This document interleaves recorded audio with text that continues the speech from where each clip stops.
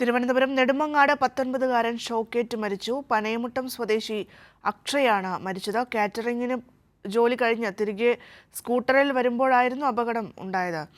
സാരംഗ് വാർത്തയുടെ വിശദാംശങ്ങൾ നൽകുന്നതിനായി സാരംഗ്, അതായത് മിഥുൻ മരിച്ച അതിൻ്റെ ഒരു വിഷമത്തിൽ നിന്ന് മുക്തി നേടാൻ ഇതുവരെ കേരളത്തിന് കഴിഞ്ഞിട്ടില്ല. അതിനിടയ്ക്കാണ് ഇപ്പോഴിതാ മറ്റൊരു ഷോക്കേറ്റ് മരണം കൂടി ഉണ്ടായിരിക്കുന്നത്. എന്താ സംഭവിച്ചത്?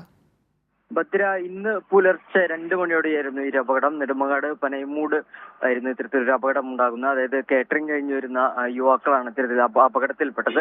അക്ഷയ് എന്ന യുവാവാണ് ഇത്തരത്തിൽ ഷോക്കേറ്റ് മരണപ്പെട്ടത്. ഇവർ 3 പേരുണ്ടായിരുന്നു ബൈക്കിൽ സഞ്ചരിച്ചിരുന്നത്. ഒന്നിച്ച് കേറ്ററിംഗ് ജോലി കഴിഞ്ഞ് തിരികെ വരുന്ന വഴിക്കായിരുന്നു ഇത്തരത്തിലൊരു അപകടം ഉണ്ടാകുന്നത്.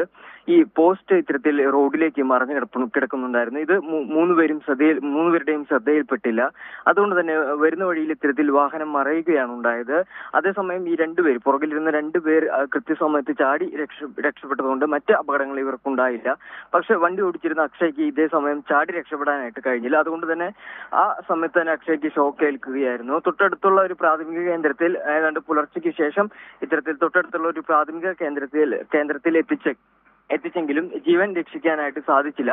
വളരെ ദാരുണമായ ഒരു സംഭവമാണ് ഉണ്ടായിരുന്നത്. അതുപോലെ തന്നെ പോസ്റ്റ് ഏറെ കാലപ്പഴക്കം ചെന്ന് ദ്രവിച്ച ഒരു അവസ്ഥയിലായിരുന്നു എന്നുള്ള വിവരവും ലഭിക്കുന്നുണ്ട്. അതുകൊണ്ട് തന്നെ അത് തുടർച്ചയായി വരുന്ന മഴകളിൽ ഇത്തരത്തിൽ അപകടാവസ്ഥയിലായിരുന്നു. അത് മറിഞ്ഞു കിടന്നത് ആ പ്രദേശത്തുള്ള ആരും കണ്ടിരുന്നില്ല.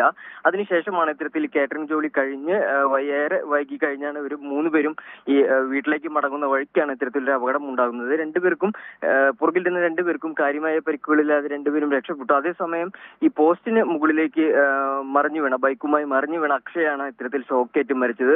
എന്തായാലും വളരെ ദാരുണമായ സംഭവമായി പോയി. ഈ പ്രദേശത്ത് ഇത്തരത്തിൽ മഴ നിൽക്കുന്നതുകൊണ്ട് തന്നെ ഈ പോസ്റ്റ് ഏറെക്കാലമായിട്ട് ഇത്തരത്തിൽ ദ്രവിച്ച് പഴകിയ അവസ്ഥയിലായിരുന്നു. അതുകൊണ്ട് തന്നെ അത് മാറ്റാനുള്ള നടപടികൾ ഉണ്ടായിരുന്നില്ല. അതുകൊണ്ട് തന്നെയാണ് ഇത്തരത്തിലൊരു അപകടം ഉണ്ടായത്. ഈ റോഡിലേക്ക് ഈ പോസ്റ്റ് മറിഞ്ഞു കിടന്നത് ആരും ശ്രദ്ധയിൽപ്പെട്ടില്ല എന്നാണ് മനസ്സിലാക്കാൻ കഴിയുന്നത്. ഭദ്ര.